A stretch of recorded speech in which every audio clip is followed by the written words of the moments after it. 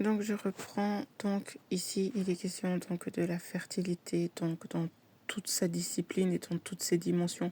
Donc fertilité cellulaire, donc la duplication cellulaire, c'est la mitochondrie. La fertilité au niveau des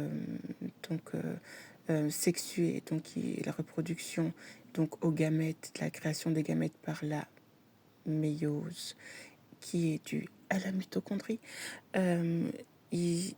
Ici, donc, par rapport à la duplication, donc la fertilité de son génome, il est aussi lié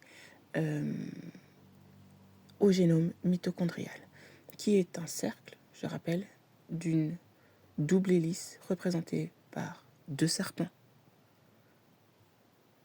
et l'énergie rouge, parce que c'est l'énergie infrarouge. L'énergie infrarouge, ça représente la physique des plasmas qui va permettre l'organisation de la matière, l'organisation et la matérialisation de la matière, puisque cette énergie crée la matière, cette énergie crée le mouvement, cette énergie crée la chaleur. Et donc, la chaleur, c'est quoi? C'est juste un mouvement. C'était important de le préciser. Important. Parce que même si ça ne va pas plaire à la genre masculine qui n'est pas déconstruite, des idéologies complètement à terre, éclatées, du patriarcat, il est bien question, en fait, donc d'une transmission de la mère à l'enfant. Donc, il y a bien des femmes et des enfants. Et donc, le génome mitochondrial reste inchangé et elle est unique. C'est ce que les avancées sur la biologie l'expliquent, c'est que la mitochondrie est inchangée depuis 200 000 ans. Et donc, du coup, donc j'avais posé la réflexion concernant le fait que pourquoi 400 000 ovocytes alors que sur la vie d'une femme durant sa période de menstruation, elle en a besoin de moins de 1000. Et la nature ne fait jamais rien par hasard. Et donc, du coup, c'est là où je veux en venir concernant la scissiparité, puisque quand il y a scissiparité, donc elle va se diviser, mais la mitochondrie va faire aussi des réactions de fusion. Oh tiens donc, la fusion, c'est la physique des plasmas, donc une énergie de chaleur qui va permettre l'alignement l'alignement d'une information qui va être transmise, mais sous forme lumineuse. Quand vous regardez les éclairs, c'est à peu près la même chose. J'ai posté la conférence d'un ingénieur qui en parlait, mais qu'en fait les éclairs proviennent donc d'une réaction de physique des plasmas, mais c'est beaucoup plus complexe que ça, on est bien d'accord. Je suis pas là pour ça, comme vous voyez l'image. C'est pas là où je veux en venir. Mais donc voilà, et donc il y a cette action qui va créer un chemin. Donc il va diviser donc une énergie liquide ou visqueuse en deux. Je vous laisse les symboles juste pour que ça fasse cogiter un petit peu, qui va donner une information et cette information-là va ordonner et structurer la matière. Pourquoi j'avais relevé que ça ressemblait plus à une aile que à une peau de crocodile, mais en fait que ce soit la peau de crocodile, que ce soit une aile ou que ce soit quand bien même une peau de serpent, puisqu'il dit c'est un serpent qui parle en fait, donc pourquoi pas une peau de serpent plutôt qu'une peau de crocodile. Et donc en fait il y a quelque chose qui est très commun à ces trois choses, c'est en fait donc les cellules donc là qui sont les kéranocytes. Déjà les kéranocytes vont porter la formation du carbone à travers la mélanine, qui va faire la carnation et des poils et donc même des ailes. Ça, peut-être pour les ailes, je suis pas sûre en fait, parce que la pointe de la plume ne l'est peut-être pas forcément. Mais en tout cas, elle va structurer, puisque quand vous observez les peaux de serpent, il y a une structure au niveau donc de leur peau, là, pour le coup, qui va être sous forme de dalles ou de... Comment on appelle ça, les trucs que tu mets sur les toits, là-bas? Eh ben, cette structure-là est ordonnée par la physique des plasmas, donc l'énergie plasmique.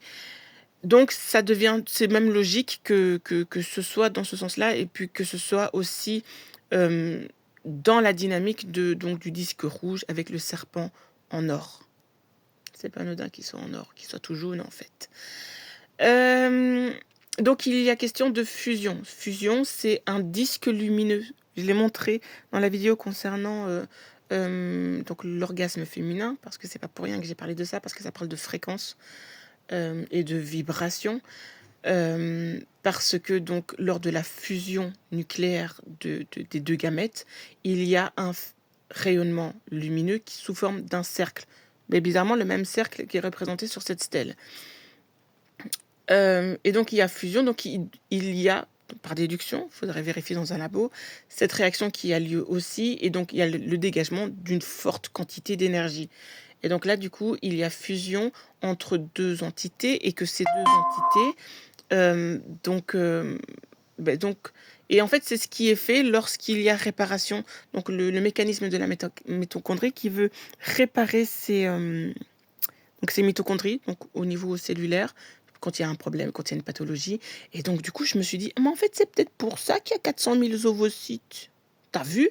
Ben oui, parce que l'ovocyte qui va arriver, lui, il est sain, avec des mitochondries saines. Il y en a des millions. Là, j'ai vu récemment il parlait de milliers.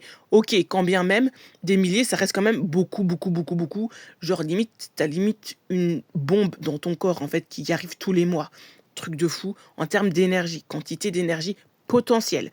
Donc, ces nouvelles mitochondries qui arrivent dans ton corps, parce que quand ton ovule n'est pas fécondé, ben, en fait, elle se, elle se dissout en devenant une glande endocrine qui va ordonner à l'hypophyse et l'hypothalamus d'enclencher le nouveau cycle menstruel. Ok, mais quand il est dissous, donc les mitochondries, elles partent où en fait? Bonne question. Il faudrait demander aux spécialistes qui répondent. Mais en tout cas, une chose qui est certaine, c'est que ben, l'énergie, elle va pas être jetée. Ah, les gens, ils sont bêtes, hein, mais la nature, elle l'est pas. Donc, ben, forcément, elles vont servir à renouveler peut-être celles qui sont endommagées. Alors la question ici qui vient de se poser, c'est que mais comment ça se fait qu'au niveau de la longévité et de la santé des femmes, on observe que des femmes ont beaucoup de pathologies, beaucoup de problèmes de santé. Donc là, ça devient intéressant de comprendre à quel point l'homme est toxique en fait pour l'entité féminine, puisque elle a une structure, comment on appelle ça? Ça s'appelle une physionomie, je sais pas, je sais plus le terme. Enfin, dire un mode de fonctionnement au niveau de son organisme qui lui permet, en fait, limite de se renouveler tous les mois. Puisque à chaque fois, tu as un ovocyte. Cet ovocyte, il a été conçu quand tu étais à embryolaire dans le corps de ta mère. Donc, non seulement il est super chargé en informations, même en informations de ce qui s'est passé sur le plan énergétique, vibratoire, quand tu n'étais pas encore là. Et ces informations-là, tu peux les récupérer. Et ces informations-là, et même sous l'aspect énergie, tu peux récupérer des mitochondries saines qui vont du coup fusionner avec d'autres mitochondries. Donc, vous voyez un peu ce que j'essaye de vous faire comprendre. Donc, cette transmission d'informations qui peut avoir lieu à l'instant T concernant des informations qui ont eu lieu avant même ta naissance, en fait. C'est peut-être ça le lien avec les ancêtres. Faudrait peut-être chercher par là. Donc, voilà, c'était ça que je voulais préciser avant de passer à notre petite chère lecture du jour, comme ça, par hasard. Je vais me mettre en condition parce on va essayer de faire ça proprement. Enfin, proprement, on se comprend. Et voilà, hein? On va passer à la lecture. J'allais me donner un petit coup, j'allais me maquiller un petit peu. Voilà, à tout de suite.